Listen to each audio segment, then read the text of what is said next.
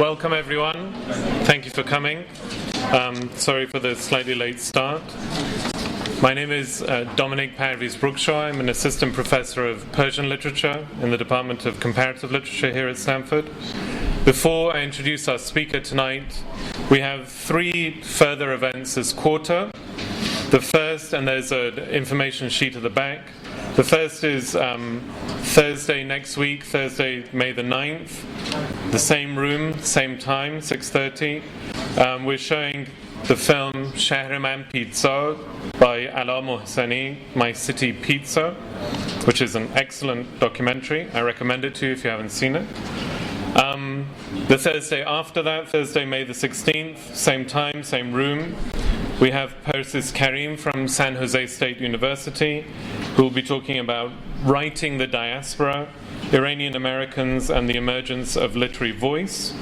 And then 2 weeks after that, Thursday, May the 30th, same time, same room, Janet Afari from the University of California, Santa Barbara, will be talking about Ali Akbar de Khoda and the discourse on religious reform in Iran.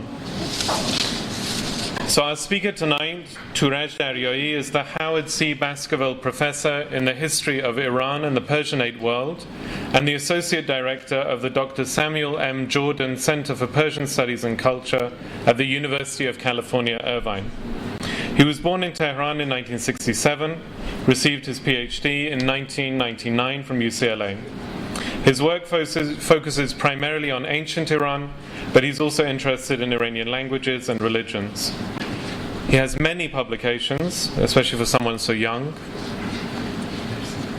Some of his books include the forthcoming Excavating an Empire, the Achaemenid Persian Empire in Longue Durée, the Oxford History of Iran, Oxford University Press, which appeared last year, Sasanian Persia, The Rise and Fall of an Empire, published in London in 2009, Suqut Sasanian, The Fall of the Sasanians, Tehran in 2005, and also some texts and studies of Pahlavi Middle Persian writing.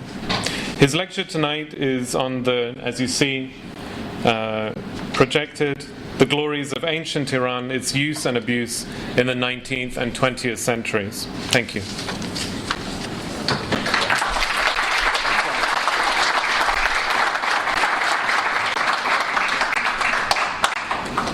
Ladies and gentlemen, good afternoon. Thank you for being here. I'd like to thank the Iranian Studies program at Stanford and Professor Milani, as well as Professor Brukshaw, who made that kind introduction. Now, okay, that's what I was waiting for. I hope you can hear me, and it's absolute dark, but that's just fine. I still can read. I am mainly a historian of pre-modern Iran, or the Iranian world. And even better, well, no, that's okay. You want to turn that off, that's okay. And so what I'm talking about today are not the objects and the history of antiquity, but rather their use, and you might say sometimes abuse, by people and successive dynasties who have tried to shift Iran's past towards their own goal and interests. So that is what I am discussing here today. We begin with the Qajar dynasty and Fath Ali Shah, the second Qajar monarch, who, when was being crowned, chose a crown that was constructed under the title of Kayani crown. This is significant that a Qajar dynast had thought of connecting himself to the mythical past of ancient Iran. That is the Khianid dynasty that was the main actors and kings in the Shahnameh, the great Persian epic of Iran. In a sense, there was a hearkening back to the glories of the past. He not only chose the Kayani crown, but as you see on the right-hand side, he chose to have rock reliefs and inscriptions by the ancient rock reliefs of the Sasanian kings here in Taq Bustan in Kermanshah, next to Lady Anahita pouring water right down here at the foot of Khusro Parviz, and then again at Cheshme Ali in Ray, and then few other rock reliefs, which was really a revival of this ancient practice, which was begun with the Qajars. By the time of the rule of Muhammad Shah Qajar, the next ruler, something significant had happened in terms of the study of ancient Iran. And that was Sir Henry Rawlinson, who had, as a representative of the British government, traveled through Iran, had come across the rock relief of Behistun, which belonged to the great Achaemenid king Darius I, which was composed somewhere or written around 520 to 518 BCE. He flung himself from the cliff several times. He almost died. But he was finally able to make a copy of this rock relief and inscription, which you can see a drawing of on the lower left-hand side. And between the period when he first presented his findings in 1838 to the Asiatic Society, till the final presentation and publication of the text in 1843, the decipherment of the cuneiform script was under its way. It's because of this Behistun inscription that we now were able to have access to the Babylonian and somewhat Elamite and other languages that were written with the cuneiform script.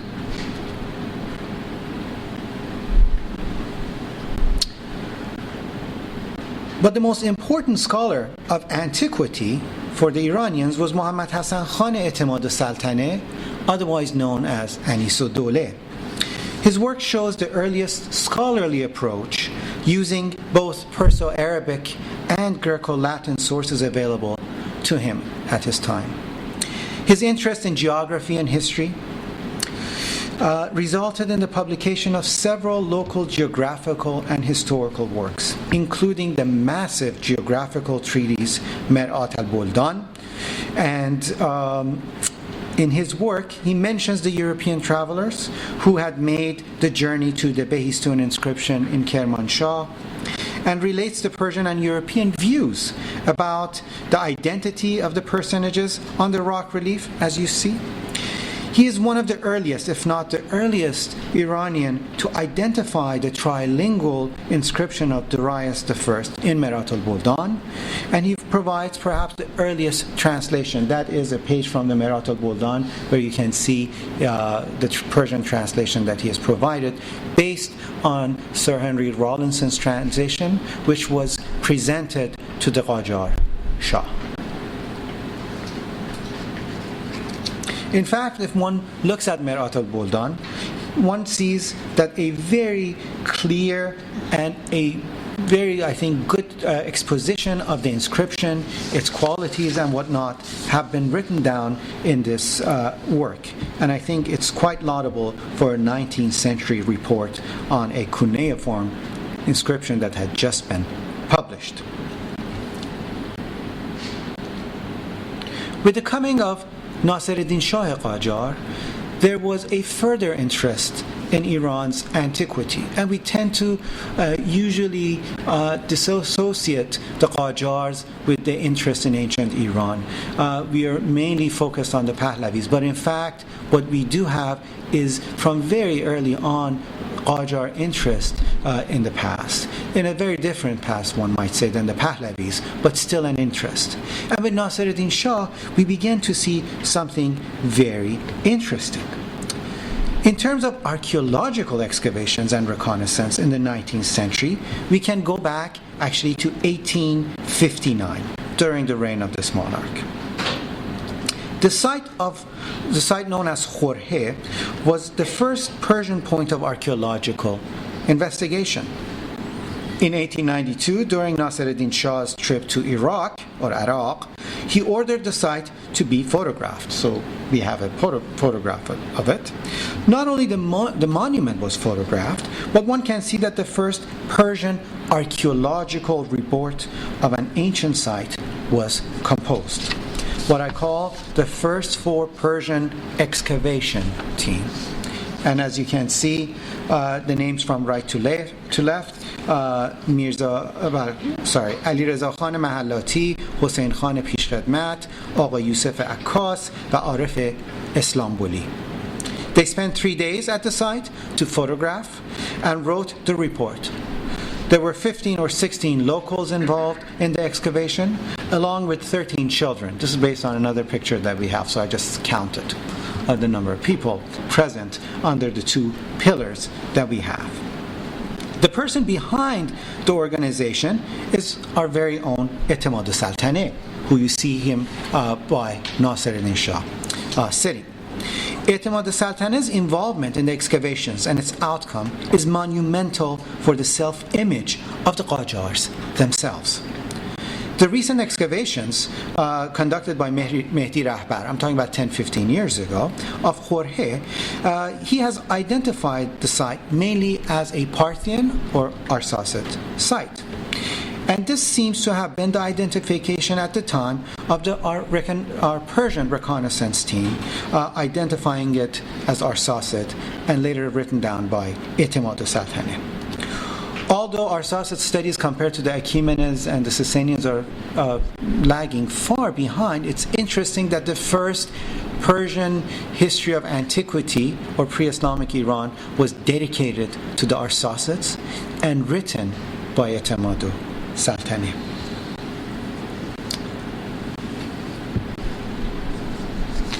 But the question is, why should Etemad Saltaneh spend so much time and choose the Arsacids among the ancient dynasties of Iran for such extensive writing? The answer is that Nasiruddin Shah was not much fond of his Turkic ancestry. And it was Etemad Saltaneh who had suggested to him that the Qajars were actually from the Arsacid line. And so the king had ordered a history of the Arsacids to be written. After all, the Arsacids and the Turkic tribes, the Qajar family, came from the same region, from Central Asia or the east of Caspian. And somehow these things were fused together under this new interest in ancient Iran. And Etemad Saltaneh seems to have had this interest. This is via somewhat of an oral tradition from Iraj Afshar to Shahriyar Adl, who published the work on Khorhe. Moving on in the Qajar period, in the 1880s, Forsat-ud-Dawleh Shirazi, a native of Fars, took on another sort of reconnaissance, which was in line with the European adventurers and travelers such as Pietro de Laval in the 17th century, Jean-Baptiste Chardin, and Karsten Niebuhr in the 18th century. This survey of the monuments of the province of Fars is important in that a native who had a well-versed ideas about geography of the region took on this monumental task. The remaining monuments were drawn, explained, and then published. Here we see actually an image of Persepolis, parts of it, and here in Persian he has written that this winged personage is a Fravahar. And that is significant in that until the 19th century, this image was not associated with Fravahar. In fact, it is Limji Hataria, a Zoroastrian who came from India to help his brethren in Iran, who brought this idea of a Fravahar or a winged genie and associating it with this icon. And we see that that information has been certainly passed on to Forsat-ud-Dawleh of Shiraz. By the end of the Qajar dynasty, when Ahmad Shah was being crowned in 1914, the interest in the Achaemenids had continued. If you look at the stamps minted in 1914 of the time of the Qajars, in fact, Persepolis is a point of interest. Of course, this idea of these antiquities really circulated among the nobility and the few elite. The populace at large were not privy to these findings and ideas. For the Qajars, what mattered was the traditional nativist history of Iran, where the Pishdadians and the Kianians begun history, ruled over this great land called Iran, and fought their enemies. Of course, this text was nothing but based on the Shahnameh. That is, the Qajars had a Persian epic view of the past and antiquity. However much the Achaemenids were coming to light, however slowly. This would change. By the coming of Reza Shah and the Pahlavi dynasty, we began to see much more interest in the Achaemenid monuments in a different way. Sardar Sepah, before becoming the first monarch, had already begun to show his intense interest of antiquity, specifically the Persepolis or Takht Jamshid. Reza Shah visited Persepolis in 1922, and we are told he had ordered a wall to be constructed around this great ancient world capital. As you can see, this is probably what had been ordered by the king. می‌فرمایند باید دیوار بکشند که زیادتر از این تخت جمشید را خراب نکنند. They have ordered to make a wall so Persepolis is not destroyed furthermore. So that is the first, at least photograph, where the Shah is proudly looking over Persepolis with his retinue, that we begin a very more interesting and intense interest in the Achaemenid world. Reza Shah, during the end of his reign, again visited Persepolis. It seems that this capital had some significance for our Pahlavi monarch. We can see in the pictures here, at least, that his intense interest and looks at the details, which along with the crown prince, Muhammad Reza Pahlavi, is accompanying him. Between 1922 and 1937, the last time he visited Persepolis, the University of Chicago, the Oriental Institute, had conducted surveys of the monument, and the great world capital was coming to light. It was during the time of Reza Shah that acknowledged that indeed this was an amazing capital, a center in antiquity, had been fully understood, not only in the West, but by the Iranians as well. Of course, these were mainly due to the works of several people, the most importantly, of course, Ernst Herzfeld, who in his dissertation in 1906 had certainly shown that the tomb of Cyrus belongs to Cyrus and what Pasargadae is. And also his excavations at Persepolis had been very important and instrumental in propagating the Achaemenid world during the Pahlavi reign.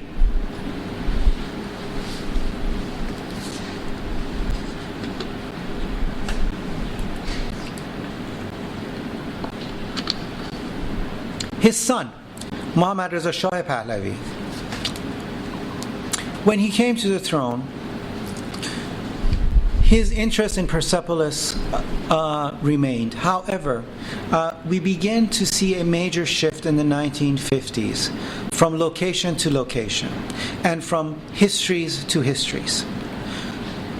The second Pahlavi's interest was mainly in Pasargadae and Cyrus the Great. And hence, the old traditional narrative contained in the Shahnameh was being forsaken. And not only Persepolis, but now a new location, a new monument.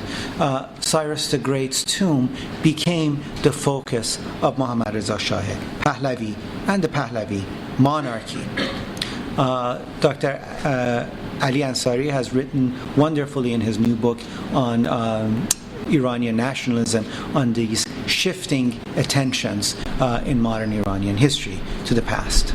Of course, the works had begun in the 1950s by Ali Sami, whose image I should have put later on, but here this is Mr. Ali Sami. But also Professor David Stronach, who is at Berkeley, who was professor in Near Eastern archaeology. And it culminated, I think the excavations from 1961 to 1963, I can be corrected. And then in 1978, the book actually was published. But already in the 50s, Muhammad Reza Shah Pahlavi had planned for a great celebration, a sort of fanfare in these ancient monuments. But it seems things were slowly done. Nothing was being done. And so, 2 years after his coronation, in 1969, he ordered that within a year there should be celebrations. And so the court scrambled, in effect, to put together a great pageant, a great ceremony. However, it took 2 years. That is, it was in 1971 that the 25th 100th anniversary of the Iranian monarchy was staged. I think this coin is, which may be later, but still very much, I think, provocative and telling of this new vision of history of Iran. That is, it's not a 6,000-year history of Iran, as some Iranians like to have, as mentioned in the Shahnameh and the mythical tradition, but rather a 2,500-year history of Iran.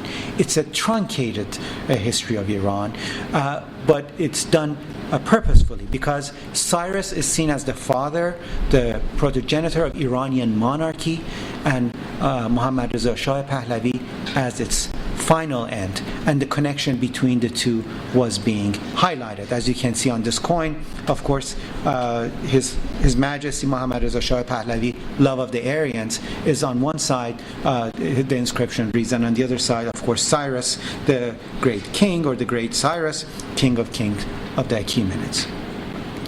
I don't want to say perhaps Muhammad Reza Shah Pahlavi knew that monarchy, the Iranian monarchy, would end right after him, and hence he minted this coin.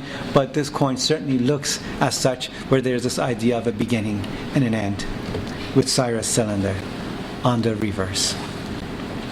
Of course, this newfound interest in Pasargadae brought the court, as well as the King of Kings, to the tomb of Cyrus the Great. And of course, the Pahlavi monarch told the first Iranian monarch to sleep at ease, because we are awake.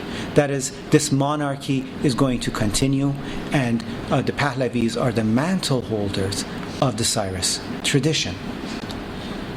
In fact, this was projected in various means. If you're a stamp collector like myself, you get a sense of how things play out. The Pahlavi crown on the left-hand side and Cyrus cylinder were published or minted together. In Oman, when in honor of these celebrations, they minted stamps. Again, what was important was the royal family, and then Pasargadae, Cyrus cylinder, and then the rest of the Achaemenids. So with the coming of modernity, as some would contend in Iran during the Pahlavi era and westernization, there came, I think, a new vision of the past that was different from the Qajars and what the Iranians traditionally knew of their past. And this was something that the Iranians were unfamiliar with at the time. I think all of these things takes some time for people to digest. And I think now we have completely digested this idea, and we're much more attuned to it than 1971 with the people in mass. What happened is Princess Ashraf, she presented a replica of the Cyrus cylinder to the UN in 1968, where it was termed as the first Charter of Human Rights. That is how this idea came into being. Not only that, in 1968, the first Human Rights Conference was held not in Geneva, not in Paris, but in Tehran, where the Shah and the Queen attended the conference. And that certainly seemed odd for many at the time, knowing the political situation in Iran. But what the Pahlavis were trying to, of course, project a continuous 2,500-year kingship of Iran, where kingship became the main focus of their propaganda. Of course, in 1979, all of this began to change.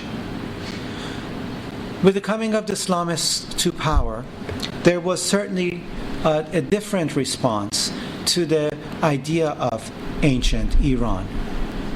Muhammad Reza Shah Pahlavi had connected himself too closely with Cyrus the Great and his tomb, and perhaps his cylinder, and the ideas of ancient Iran.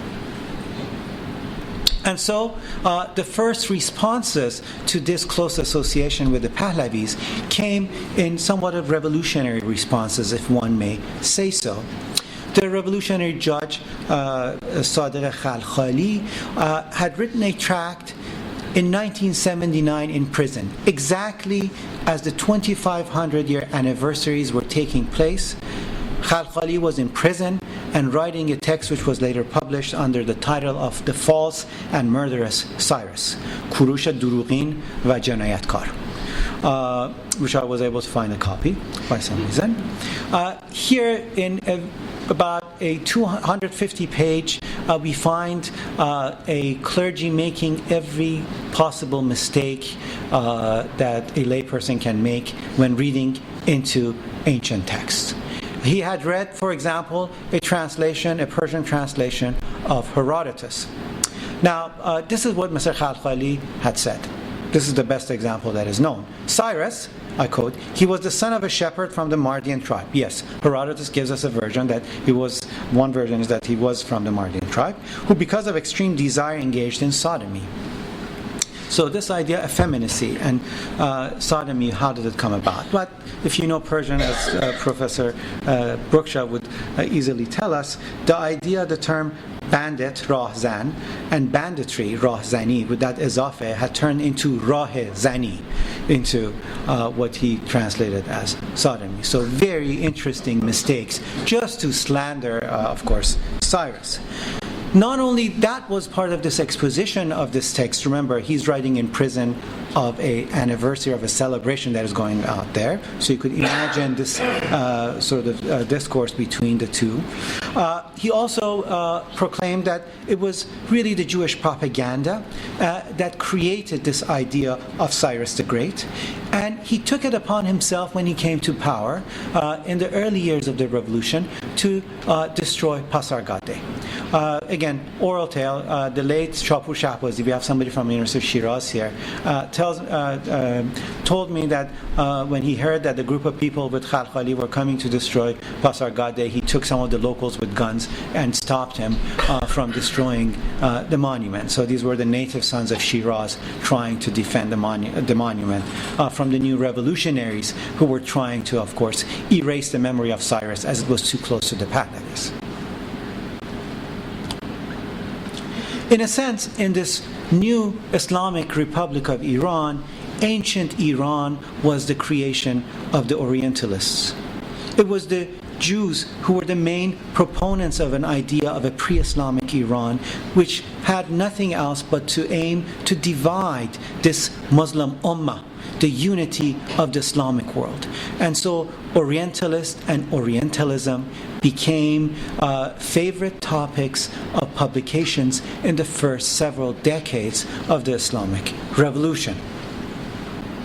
One should not completely blame this paranoia of Sadiq Khalkhali and others.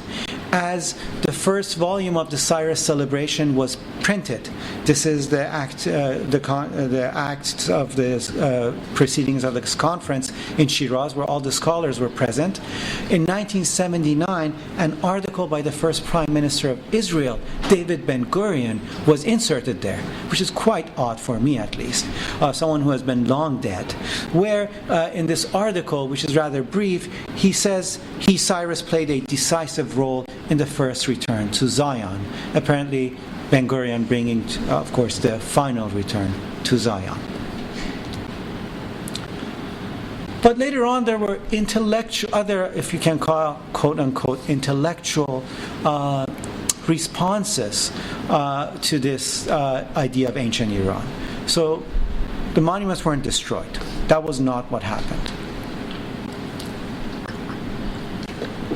Rather, now, books were written to completely deny the works of quote-unquote Orientalists. The most famous of these books, which is now probably beyond its 10th publishing, and it's about 6 volumes. I've read it cover to cover, which is quite fascinating. It's quite fascinating. It's called 12 Centuries of Silence. 12 قرن سکوت. And this is a response to another famous text that was written in the late 60s by Abdulhassan Zarinkoub, if I'm not mistaken, 2 قرن سکوت, 2 Centuries of Silence.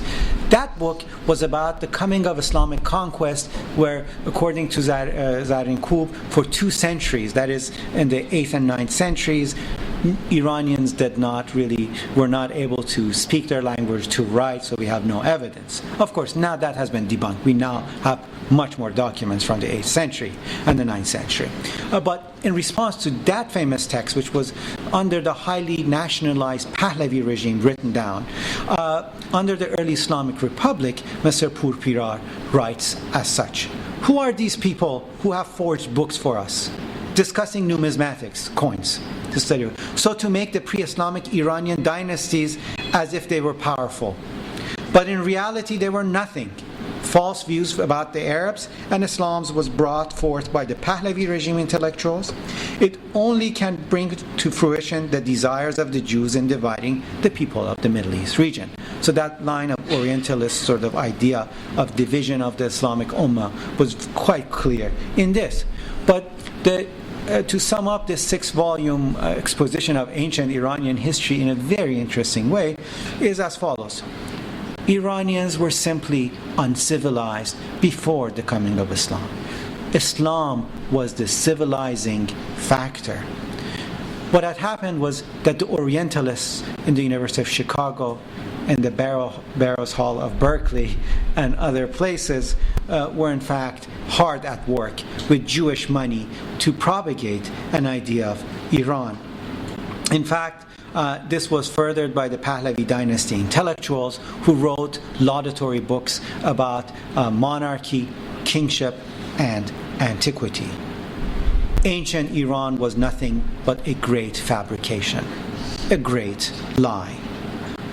And when it came to inscriptions and coins, these were all forged by the members of the Oriental Institute.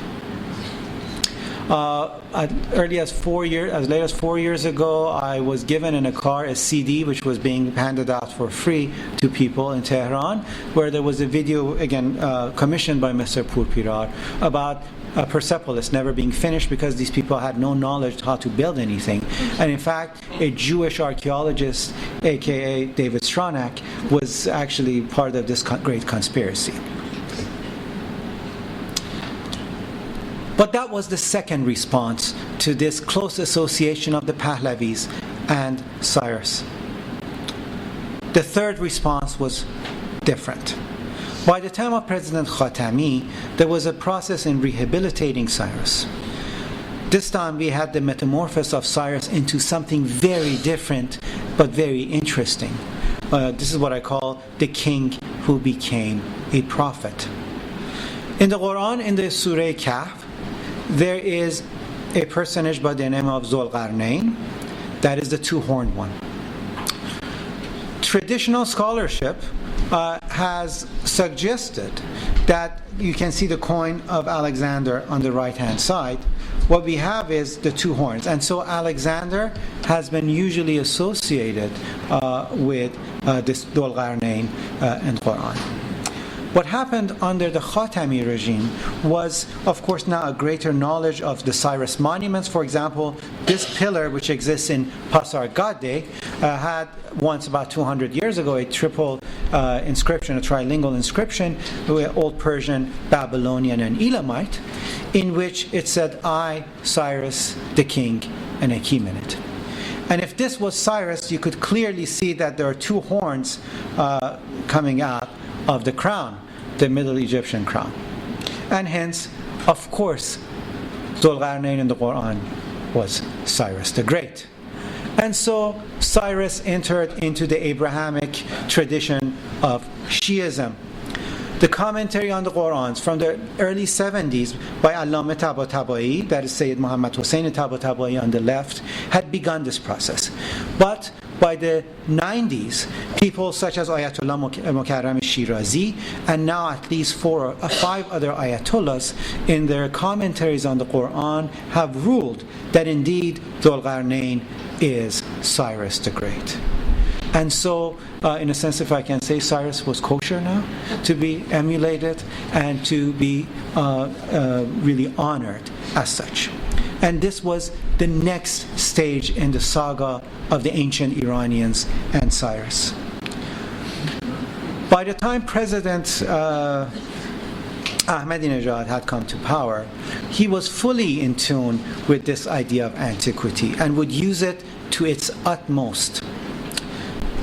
According to him, Iran had been a great power in the past, and now it certainly was projecting power.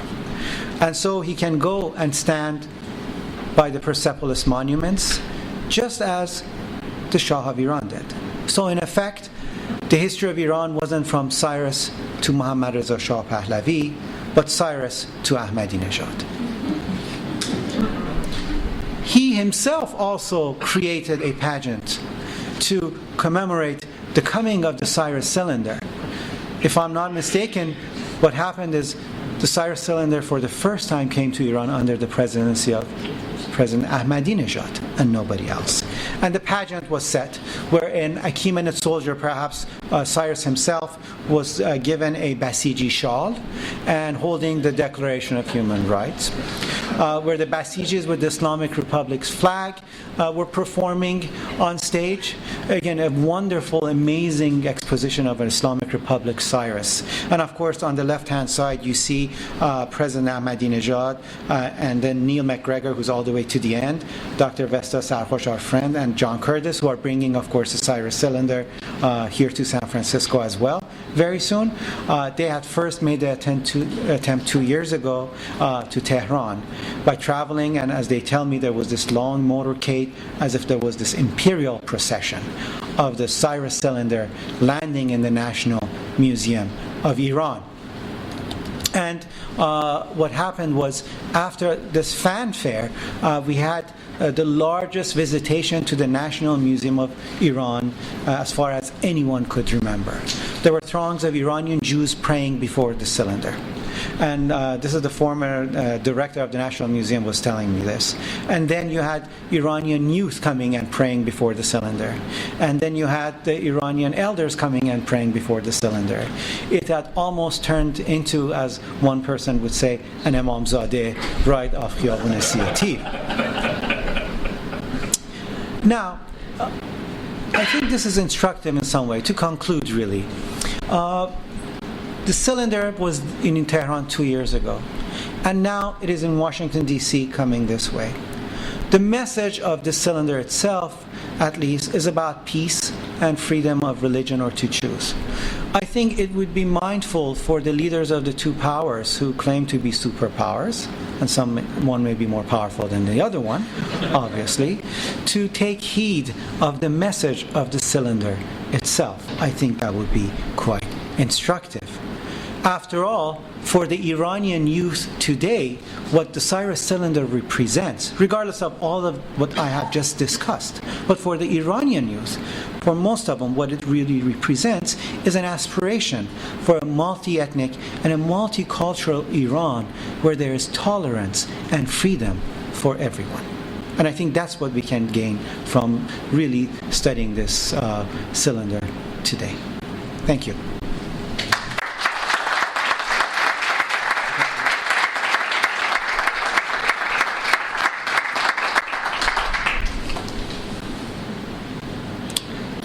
If I can answer any question, if I know the answer, I'll be happy to do so. Sir? I just wanted to point out that the most interesting part of your talk actually happened in 21st century, not as your title said. But the real point I want to make was that you said Muhammad Reza Shah truncated the history to 2,500 years. What was really celebrated was 2,500 years of Iranian empire. What you call kingship, Shahanshahī, really can't translate. And monarchy. So what happens to the Medes? Were the Medes not an empire? I mean, that's a matter of discourse today, but at least at the time, we certainly knew there was a Median, at least, empire, right? The book already in the early 60s, Diakonov's book, the Mise, had been translated into Persian in Bongah Tarjumeh under Yarshater's direction, so we knew there were Medes. What about the Elamites? What about the earlier sort of civilizations? So what happened is this new vision that you might call it an empire, I would even say kingship, or this connection of this continuous kingship, truncated a large part of it. And what else it did was, of course, to do away with our traditional narrative of history, right? And that was, in a way, somewhat dangerous, perhaps, for the Pahlavis, as Ali Ansari has suggested, that in the Shahnameh you have figures such as Kaveh, right, who was certainly used by the leftists, right? So that was problematic.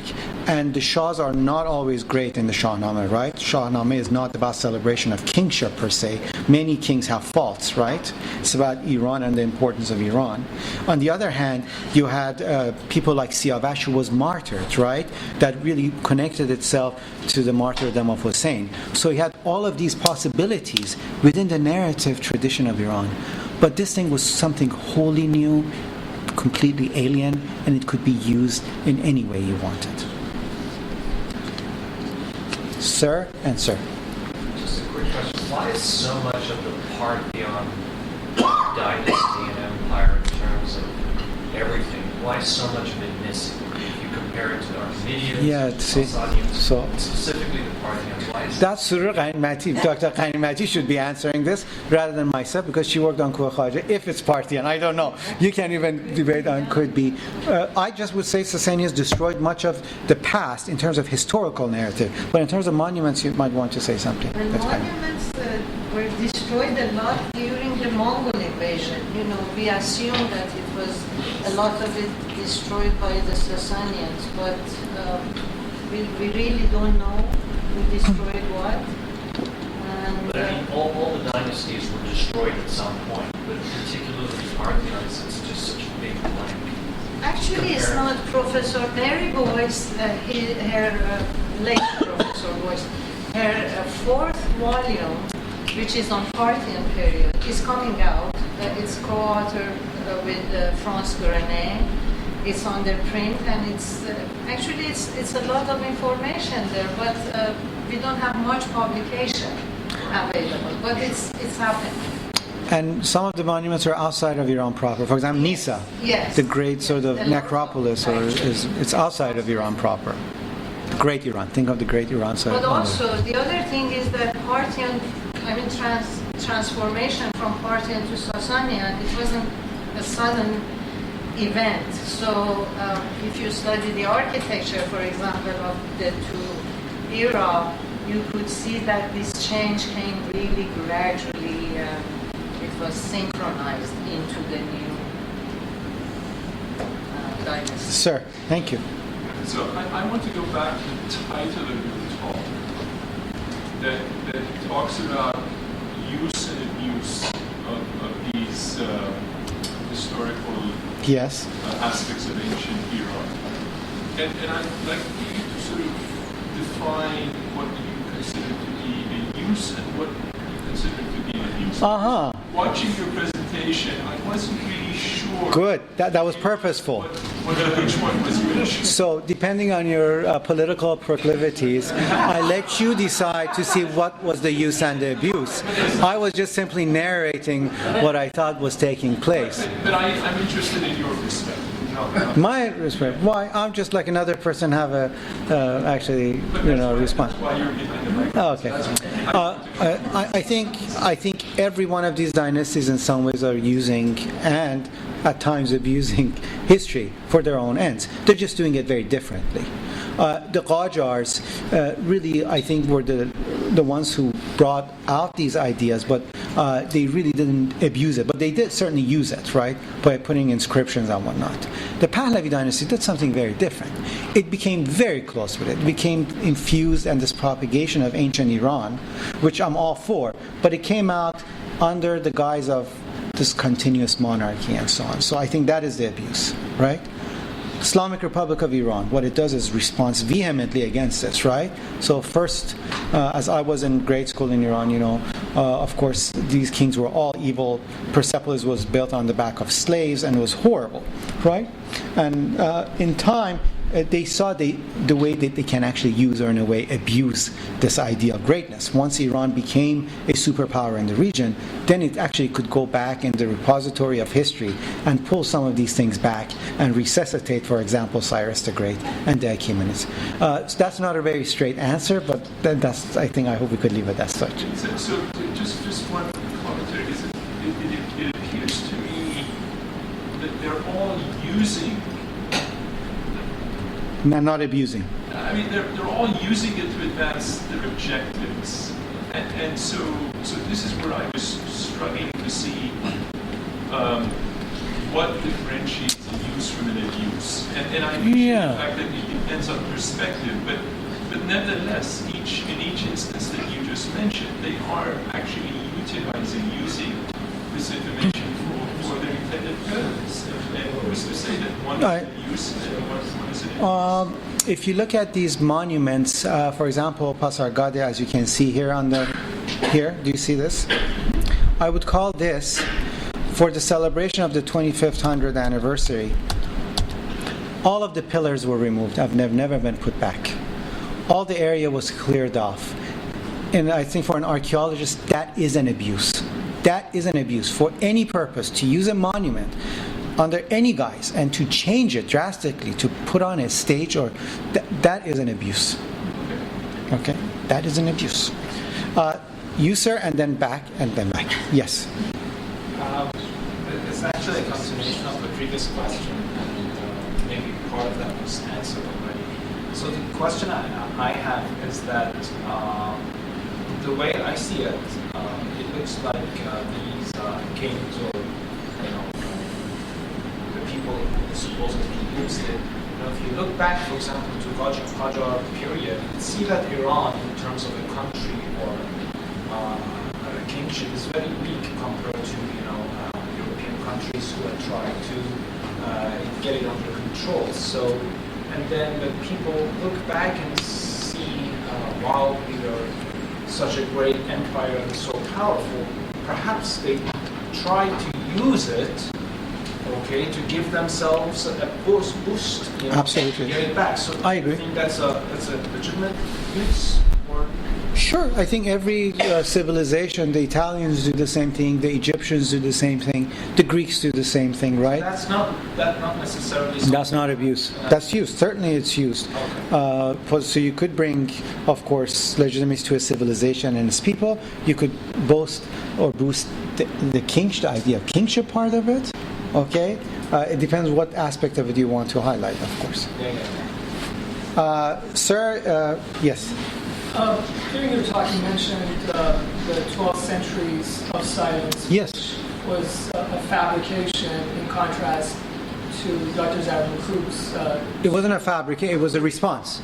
Right, but it sounded like it was a fabrication. It sounded like it was debunking the 200 years of silence written by Dr. Daryaee. So, what I'm trying to ask is, I missed the fact that you said 200 years of silence. Was that totally false, or it was true, or parts of it were fabricated? So, the 2 centuries of silence written by Dr. Daryaee was written in the late 60s under this heightened nationalist Pahlavi reign, where he himself, under later publications of the text, actually recanted some of this idea.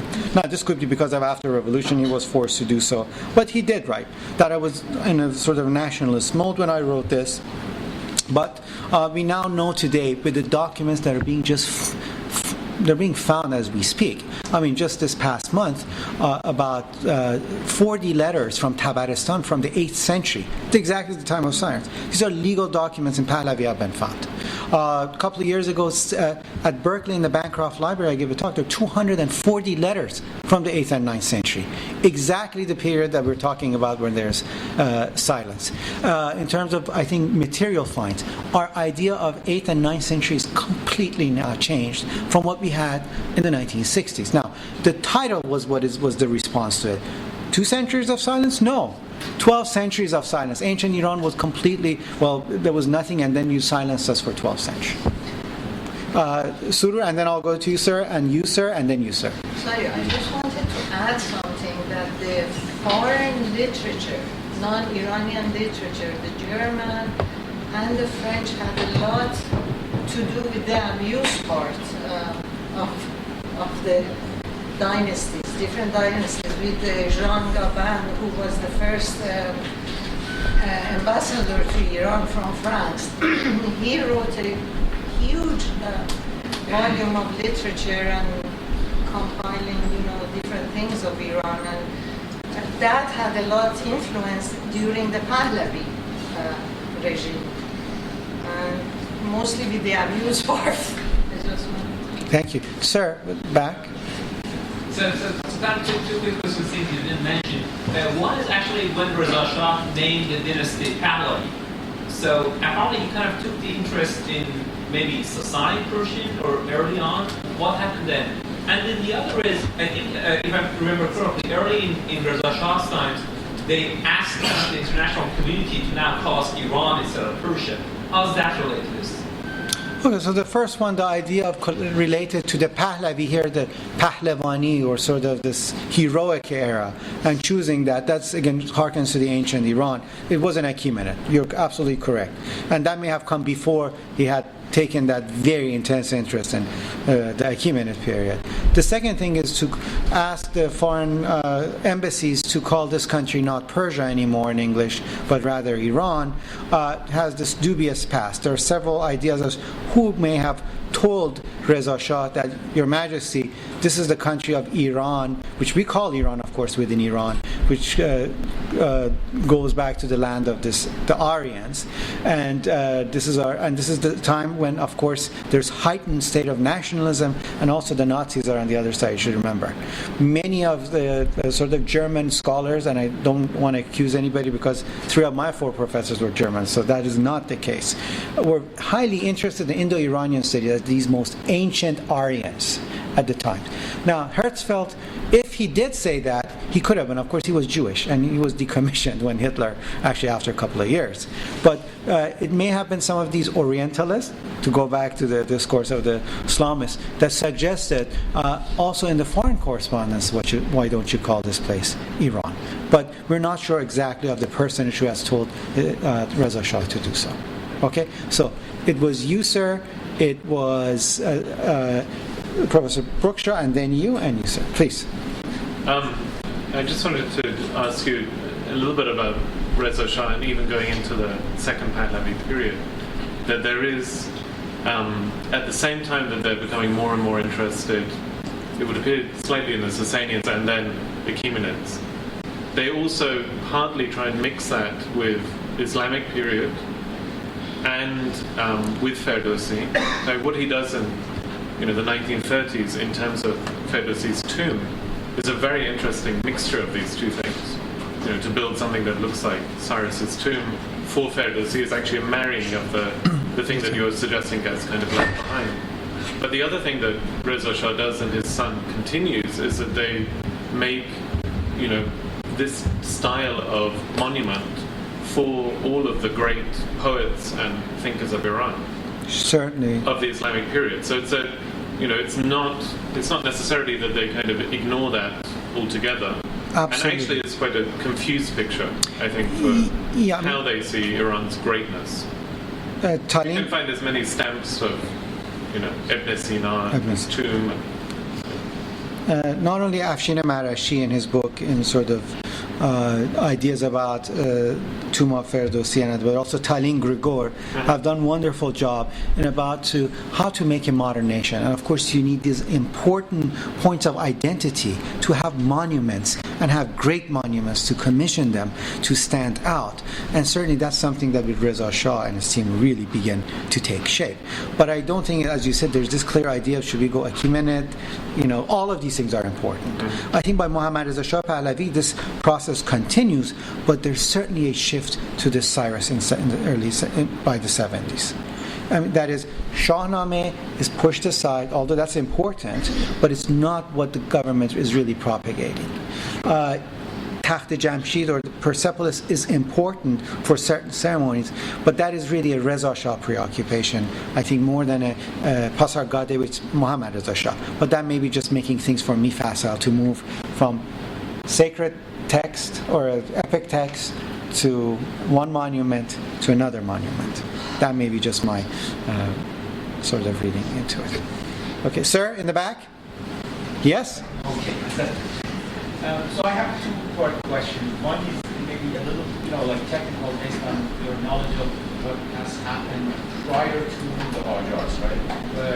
Were there other kings, like during Safavid or prior to that? Oh boy. That okay. basically tried to, use and abuse, as you put it, in any form that you want. Then the second part is somewhat speculative, and I wanted to know your opinion. It seems to me that we have had this basic, like Iranianness versus the Muslimness of Iranians after the arrival of Islam to Iran, and we sort of go back and forth doing different areas. Of course, it's more pronounced as of late. What is your speculation about, and this is a speculation, right? Yeah, Sorry, speculation. Bring it in, but we are Iranians, so we have to go in that.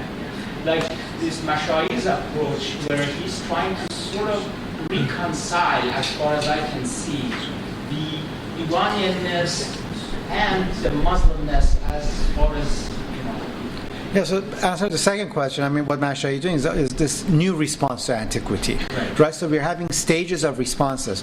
Destroy monuments. They're Pahlavi sort of. No. Well, maybe this guy can be co-opted. Co-opted. Now we're powerful. This is how we were, and now that's how we are. And maybe this idea of Muslim identity and sort of Iranian identity has a new philosophical outlook, if we can call that, under Mashai. The Iranian Muslim nationalists, or whatever you want to call this, as this new alternative to our sort of, do I say, bicultural sort of view of things, which some people think it's at odds. I have no issues. I really don't think about it so much. I don't have any trouble. I'm happy with ancient Iran, and I think Islamic Iran, or the post-ancient Iran, is also fabulous and very interesting. All the same, I have no value judgment for before or after it. In terms of prior kings, we can go all the way back to at least Mardavich, the Ziyarat rulers in the 10th, 11th century, who attempted to destroy the Kaaba, right? Who crowned himself, who put on the Jashan-e-Sadeh, the fire festival in Isfahan, who made a new capital there, who had, and up north there were very interesting things going on. So that's some sort of a use of antiquity, but it was very close to the past. I don't think there was a rupture. There was a continuity in the Islamic period. But even the Safavids, celebrated Nowruz, if you can call that something ancient. I'm not sure if you want to do that or not, but certainly the Safavids had huge pomp and circumstances when it came to the Nowruz, the idea of a king of Iran. So some of these ideas were being used, and probably there were more here and there.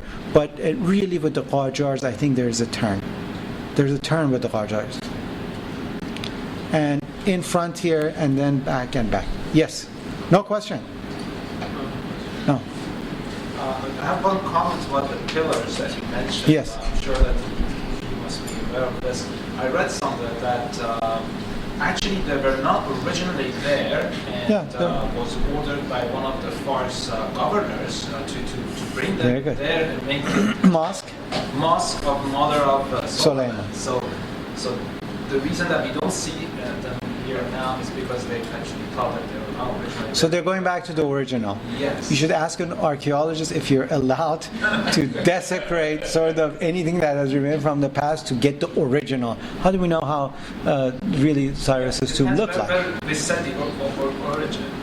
And so you don't touch things, right? At least for my money, you don't say, "Oh, I like that part of it," right? I'm not saying that they did a good thing, but I said the reason probably is that because they thought that they were brought in. Could be. Many years later. So. Yeah, clean up the place. You need to go and back there, sir. Please, yes. Thank you. Going back to the talk of your discussion and presentation, use and abuse. And you mentioned again about these pillars being removed, whether they were original or not. And it's just an observation, even from an archaeologist perspective, what do you think about them carving out a huge sections of the, whether it's Pasargad or Persepolis, and like taking it to a different country. Oh. And, wall to wall in the British Museum right now. Oh, these are museum studies, and archaeologists could deal about symptoms of empire. When empires build empires, they like to collect goodies from their sort of the regions that they control, and they bring it to their own people to see, look where we rule over. I think the Assyrians did this first. The Assyrians actually in antiquity created the first sort of museums and so on. But certainly the French and the British, and to some extent the Germans, and of course later on the Americans, I think followed that idea of projection of power. So you took whole sections of it. And that is, of course, something to be debated about. So these groups go and excavate Pasargad or Persepolis and bring it, they unearth it, right? So now we could see it. But some sections of it was taken, of course, right? They ended up in the Oriental Institute. And parts of these things, I think, actually sank. There was a whole cargo of ship of the Persepolis monument that is in the bottom of Persian Gulf, right? Yeah. So things just got destroyed in the middle of the way. I'm not happy about it, but I'm just saying. So throughout time, attrition, as well as movement of things by people, certainly has changed it from what it is. I just think these things should just be kept as they are. We have a refinery that was built in the 40s or 50s in Shiraz. I don't know. There was the gentleman from here. That 60s. So that's some sort of major damage to this, I think, Persepolis. The thing is to shut off that refinery. That's the first thing that should be done. Right? But I'm not in charge. I can scream, and that's of no use. If I really want to do something, I go and help make something happen rather than actually talking about it. The extension of that, you can't see it in this picture, and you might be able to. I was fortunate enough to go to visit Pasargad 14 years ago, and it's very majestic place. You really get captivated by it's magnificent. But there is a building, there's a structure not far from the tomb. Zindan Madar Suleiman. Right. And I asked the guy, talk about abuse. Sundial? I asked him, what is this structure? And he said either it's a sundial or an observatory. No, tell me what is it. No. They said, if we are talking about the same structure. It's there's just one wall standing. No, it's a building. It's like a one-story kind of building. You mean the chateau? It's the chateau that the French archaeological. It's nothing to do. Next to it. Is it? And anyhow, long story short, I asked the guy, what is this structure? And he said at some period it was being used as a restaurant. Chateau. It's the chateau. But that's in Susa. It's in Susa. That's in Susa. No. Next to it there is a... Okay, well, yeah, but that's the archaeologists built something by Persepolis, but the Alam Miras Farangi, there's bathrooms, there's everything there. No, it wasn't modern. I haven't come across it. So things used that way, this is very bad. Exactly. There were a couple of more questions. Sir, back there. You mentioned 2 points which could be added to your speech. The first man who concluded that Zordar's name is Cyrus. Abul Kalam Azad. Abul Kalam Azad. Yes, I know. Ayatollahs were also almost the followers of Abul Kalam Azad. The second point is that you mentioned Mr. Nasser Pourpirar's book as one response. No, this man has no followers in Iran because although he is the editor of a Persian book Intisharat Nil on Marikokh, he in the last few years he has started to say something which is different from anybody else, even not about the antiquity and Iran, ancient Iran. Even for Saadi, he has written a book and it says that he has never gone out of Shiraz, and what he has written about the history are all lay and are not true. So I think it was not very nice to mention him. Yeah, to mention him as a one response. I kindly beg to differ because one, I have been attacked several times at the British Institute of Persian Studies when it was open when I gave a talk, as well as a few other places by the young students and followers of Mr. Purpirar, who attend lectures nowadays and say what you're saying are all lies and concoction of the West. When you have students coming to you and telling you, students from University of Tehran, that now I understand what is going on because the late Professor Tafazuli couldn't answer these questions and now I read it in Purpirar, there is some traction. When the book gets translated into several languages, and then just recently, I think it was Prager, a Azerine separatist, mentions Purpirar as a great historian of ancient Iran as his main source, there seems to have been traction. And he's doing what he's doing, it is gaining some interest. So it is not for no reason that I'm mentioning him. However insignificant and ridiculous his ideas may be. Sir. Yes? I'm Egyptian American. In Egypt, people, at least as of like at least 20 years ago, yes. 30 years ago, would readily accept that there are many different stages in Egypt. It was ancient Egyptian, it was Greek, it was Roman, it was Christian, it was Islamic. Different kinds of Islamic. Yes. All were celebrated, and then, Pan-Arabism and, social. Nasser and so on, yes. Now, Islamic, more, Muslim Brotherhood. But in the regular ancient Egyptian, the regular Egyptian person of the street, all these were accepted. And Egypt is not very different from Iran. I don't think the people, I agree. I've been there for a while.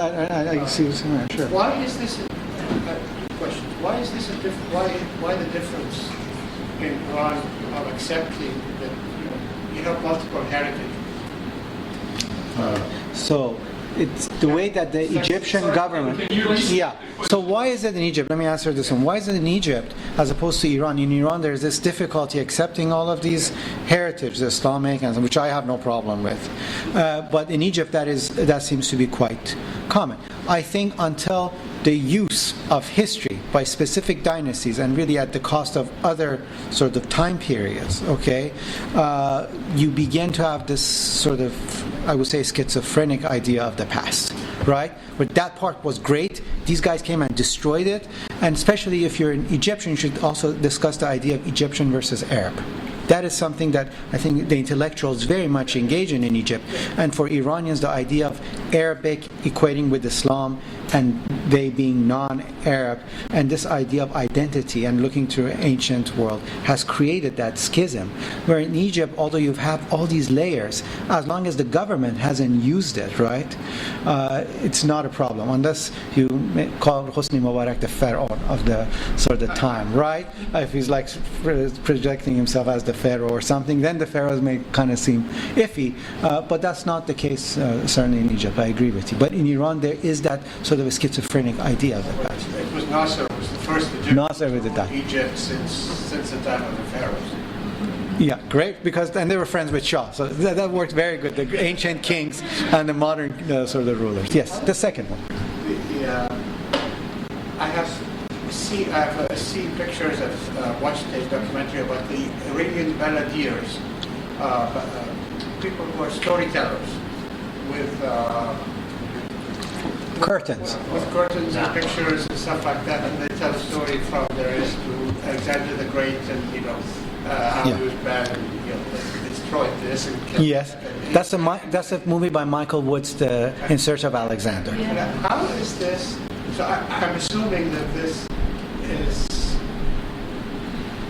well known amongst the villagers.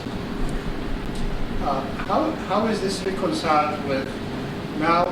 Alexander is a prophet. That's a very good.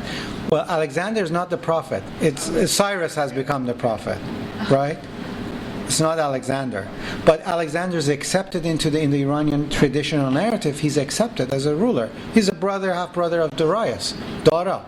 Now, this is explained one as sort of Pseudo-Callisthenes influence, sort of Alexander romance, which had entered Iran. We should remember, after Alexander comes and the Seleucids come into power, as Omid Salar, my colleague, has mentioned, these are the next rulers are children of Iranian women and Macedonian, Greco-Macedonian men. You have to somehow reconcile this new narrative of who are these Irano-Macedonians ruling over Iran, and hence an idea is concocted of sort of he's the half-brother who actually took power, and so there is continuation, although there's a missing of the Seleucids right in the Persian book of Epic. Okay? No more questions? Okay. Professor Brookshaw just ordered me to stop. Thank you very much.